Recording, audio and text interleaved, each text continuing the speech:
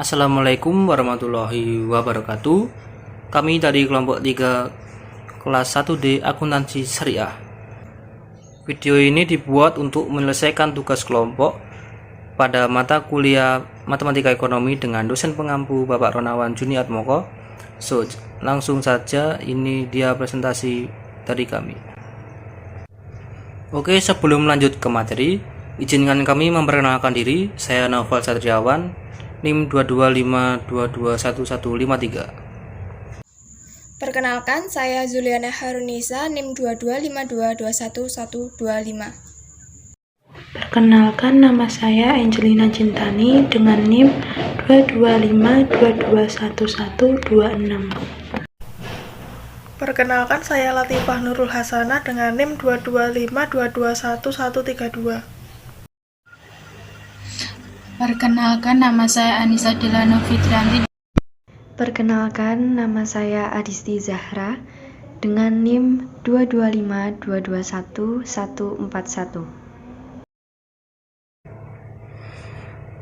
Kami dari kelompok 3 ingin membahas tentang fungsi linear untuk ekonomi.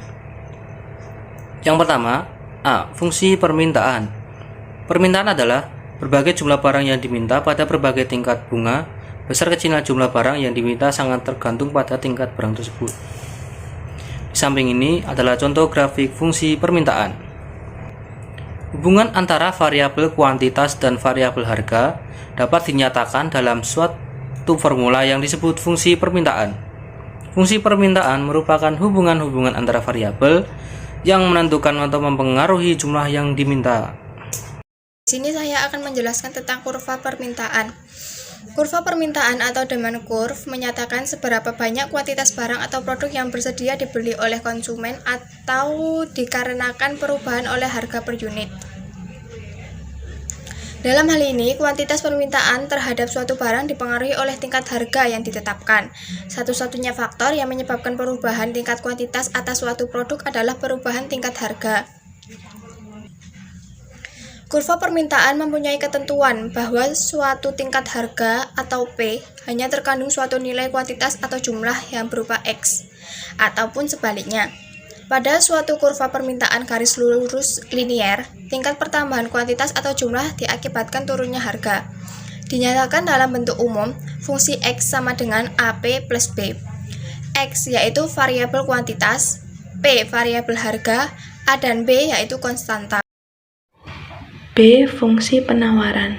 Penawaran adalah jumlah barang yang ditawarkan pada berbagai tingkat harga. Fungsi penawaran menunjukkan hubungan antara harga atau independen variabel dengan jumlah yang ditawarkan atau dependent variabel. Kurva penawaran atau supply curve menunjukkan jumlah barang yang dapat dijual oleh produsen pada harga yang akan diterimanya di pasar dengan mempertahankan agar setiap faktor yang mempengaruhi jumlah penawaran itu tetap.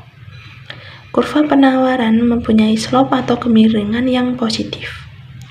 Bentuk persamaan dari fungsi penawaran yaitu Vs sama dengan F dikali P. Vs artinya variabel kuantitas atau jumlah, P artinya variabel harga.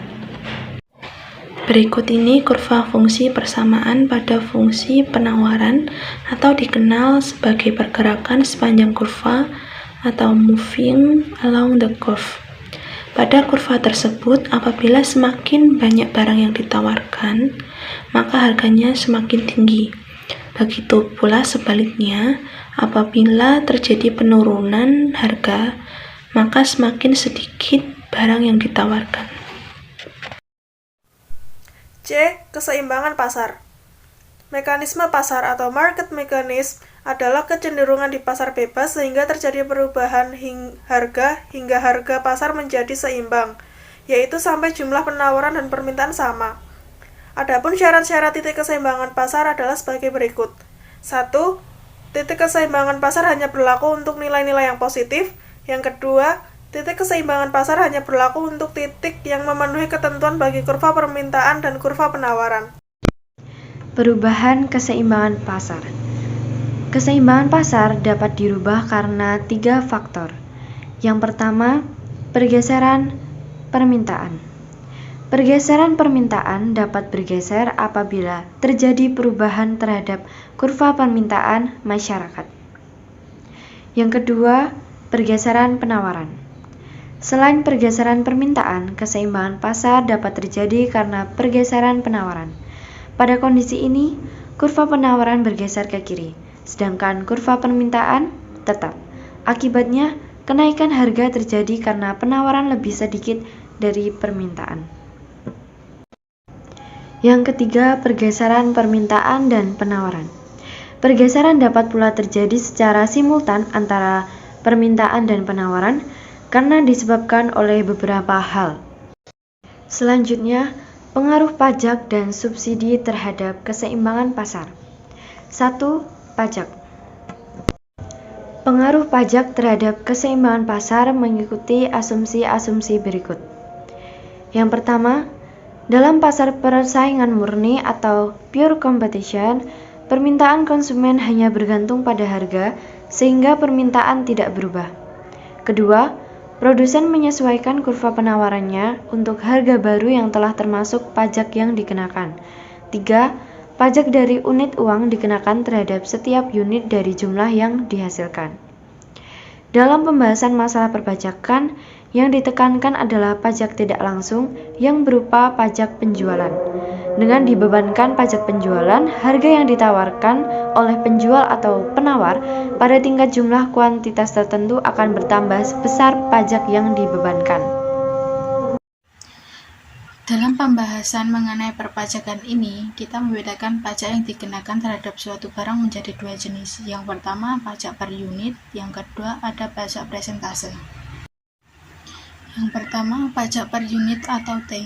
Pajak per unit adalah pajak yang dikenakan terhadap suatu barang tertentu. Besarnya pajak tersebut ditentukan dalam jumlah uang yang tetap untuk setiap unit barang yang dihasilkan. Dalam bentuk fungsi penawaran, jika fungsi penawaran sebelum pajak adalah P sama dengan Fx, maka fungsi penawaran sesudah pajak adalah P sama dengan Fx plus T. Yang kedua adalah pajak presentase atau R. Pajak presentase adalah pajak yang dikenakan terhadap suatu barang tertentu. Pajak tersebut diperhitungkan sebesar persentase yang tetap dari hasil penerimaannya. Contoh pajak penjualan. Jika bentuk penawaran sebelum pajak adalah P sama dengan Fx, maka fungsi penawaran sesudah pajak adalah S1 dibagi P sama dengan Fx kali 1 plus R. Selanjutnya, 2. Subsidi. Dengan adanya subsidi, tingkat harga yang berlaku di pasar lebih rendah. Hal ini terjadi karena sebagian biaya untuk produksi ditanggung oleh pemerintah. Dengan adanya subsidi, fungsi penawaran akan turun, sedangkan fungsi permintaan tetap. Selanjutnya E, yaitu kita membahas tentang fungsi linear untuk konsumsi dan tabungan. 1. Fungsi konsumsi. Fungsi konsumsi menjelaskan hubungan antara konsumsi dan pendapatan nasional yang secara umum dapat disimbolkan dengan C sama dengan FY sama dengan C0 plus CY, di mana C0 yaitu konstanta yang menunjukkan besarnya konsumsi nasional pada kondisi pendapatan nasional sebesar 0. Sedangkan C yaitu menunjukkan kecenderungan konsumsi masyarakat atau marginal propensity to consume atau MPC, di mana nilainya berkisar 0 kurang dari E kurang dari 1. 2. Fungsi tabungan. Fungsi tabungan menjelaskan hubungan antara tabungan dengan pendapatan nasional secara umum. Dapat disimbolkan dengan S sama dengan F kurung buka Y kurung tutup sama dengan S0 plus SY besar. S0 sama dengan konstanta yang menunjukkan besarnya tabungan pada kondisi pendapatan sebesar 0. Biasanya S0 bertanda negatif. S sama dengan menunjukkan kecenderungan menabung masyarakat atau marginal propensity to saving atau MPS. Nilai MPC ditambah nilai MPS akan sama dengan 1. Demikian presentasi dari kelompok 3. Jika kalian belum paham bisa ditanyakan pada kolom komentar. Terima kasih yang sudah menonton sampai akhir. Saya Nova Draven, say goodbye.